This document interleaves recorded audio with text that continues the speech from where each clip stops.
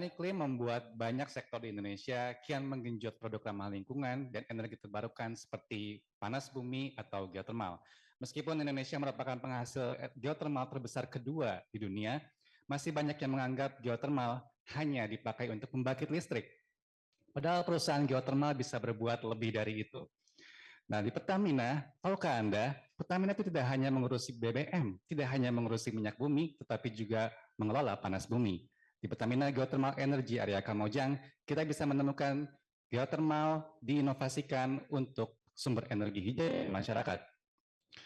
Geothermal yang dikumpulkan dari perut bumi dialirkan ke separator, kemudian untuk memisahkan uap dari benda-benda lain, lalu masuk ke turbin, kemudian sebagian dialirkan menjadi listrik, dan sisanya disirkulasikan kembali ke tanah, kolam, dan sungai.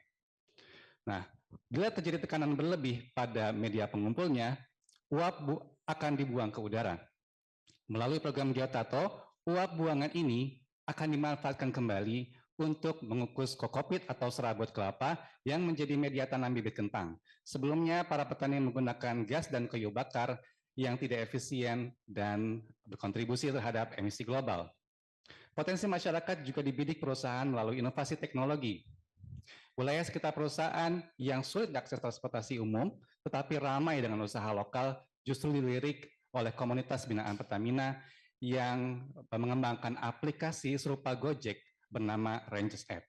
Uniknya, Anda bisa memesan produk lokal atau menggunakan jasa driver mereka dan membayarnya dengan botol bekas. Perusahaan bahkan menghibahkan limbahnya untuk dikelola oleh bank sampah dari aplikasi ini. Pertamina tidak hanya menunjukkan kepeduliannya terhadap lingkungan dan masyarakat, tetapi meraih manfaat dari program-program sosialnya tadi. Mirip dengan konsep Creating Shared Value atau CSV di Barat yang umumnya jarang mempertimbangkan aspek kontekstual dalam praktiknya. Eksplorasi saya terhadap CSV program Geotato dengan Rangers App justru menemukan pentingnya konteks atau berbagai faktor dalam mendorong dan menghambat program tersebut di masyarakat.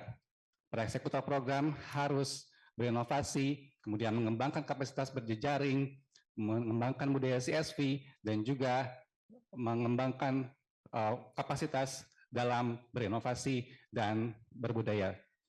Dan juga penting pula untuk memperhatikan dinamika produktivitas komoditas lokal, isu-isu yang spesifik dalam kompetensi perusahaan, sehingga inovasi menjadi cara pandang baru dalam pembangunan sosial yang kolaboratif.